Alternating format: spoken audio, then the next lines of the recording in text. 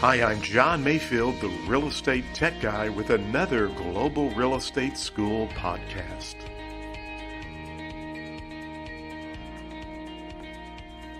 Welcome to the podcast. My name is John Mayfield, the real estate tech guy, and this is episode 192. And I promised you I would talk about beneficiary deeds today. Now, you need to make sure, first of all, you talk to your attorney. I am not an attorney and in no way can give legal advice. I'm just going to tell you what I know as an instructor about a beneficiary deed and why I think it's a great idea for you to think about this and talk to your attorney or the title company. Again, each state is different and there may be a different program for this type of deed. But a beneficiary deed actually allows you to leave your property to your heirs without going through probate. So my mother, who was my real estate mentor, my broker, really encouraged me to get into the business. We worked together for a number of years, and she taught me really everything I know about real estate. And she was a great lady and a great person. And I was blessed and fortunate to spend a lot of time with my mom, and we worked together. But she recently passed away, and she had a parcel of real estate. And she had a couple of parcels of real estate before she passed away, but originally those properties were just in her name on the deed. Now, if she had died the way the deeds were actually vested, those properties would have had to have gone through probate court, which sometimes could take 7-8 months or longer before you can actually do anything with the property or sell it. Now, what we did, because we were aware of this being in real estate, she actually had the deeds put into what is called a beneficiary deed, so that when she passed away, they were immediately transferred to my two sisters and myself. No probate. Literally, we got the properties. The property became ours the day she died because of the beneficiary deed. Now, the neat thing about a beneficiary deed is this. My mother could have sold that property at any time without myself or my sisters authorizing or signing anything. My mother could have gone and taken a loan out on the property. She didn't need me or my sisters. We were just listed as beneficiaries. And it only came into play if she died. She could have taken us off as beneficiaries, moved us around, maybe just given it to one of my sisters or given it to the church. She could do anything she wanted to with that property. We had no say-so. We were just beneficiaries. Now, why is this important? Because sometimes I've seen people that want to put their children's name on the deed so that when they die, it's already in their children's name. The problem with that is that, let's say, in my mom's instance, she owned this property that my sisters and I were on the deed as beneficiaries. My mom got to a point where she had to go to assisted living. Now, if she wanted to sell that property prior to going to assisted living, she could do so with a beneficiary deed.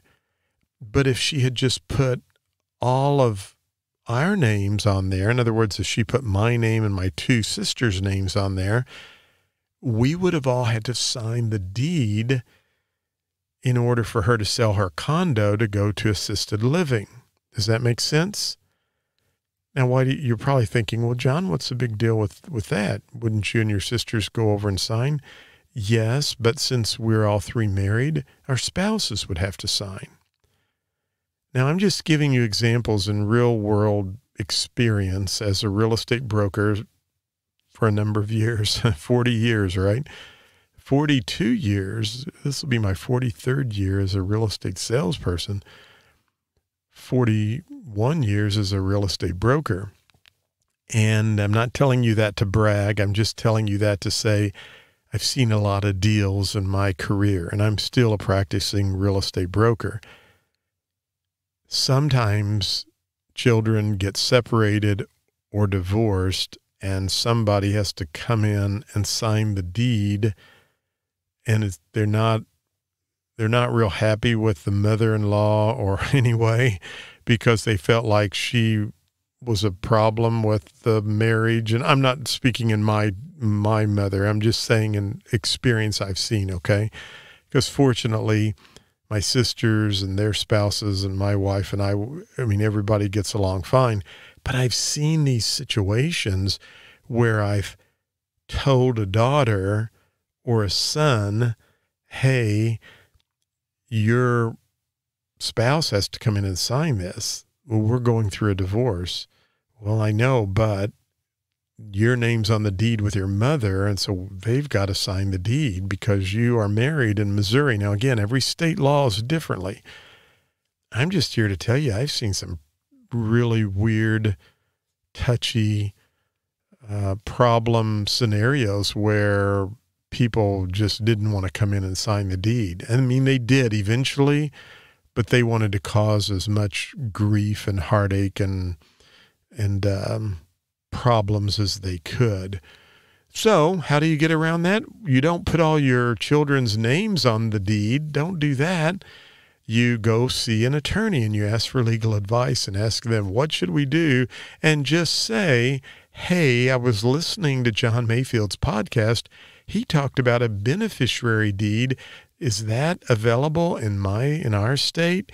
And if so, would that be what you would recommend, or what is your legal suggestion so that we do this correctly? Again, we cannot give advice as salespeople. We can't practice law.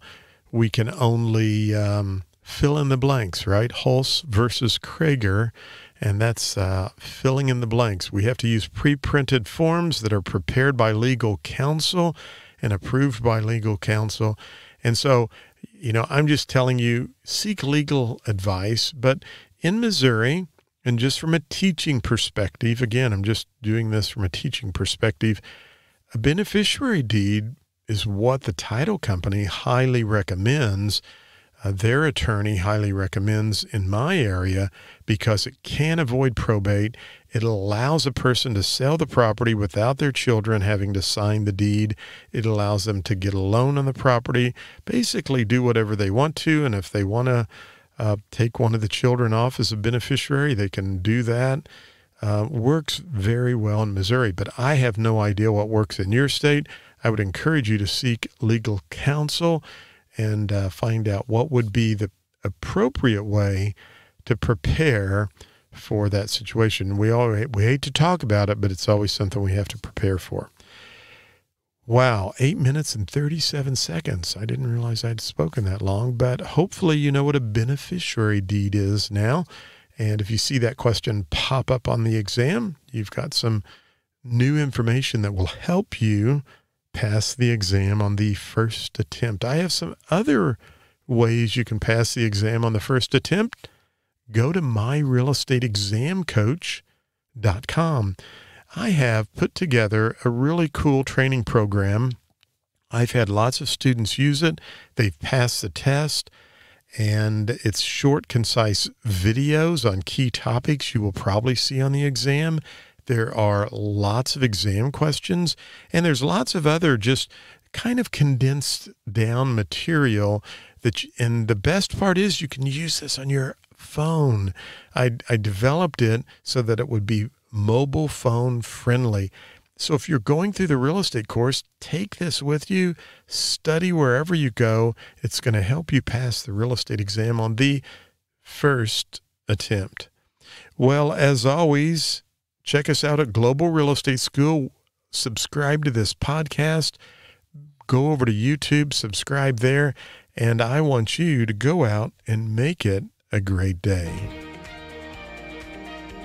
Thank you for listening to the podcast for Global Real Estate School. I'm John Mayfield, the Real Estate Tech Guy. Go out and make it a great day.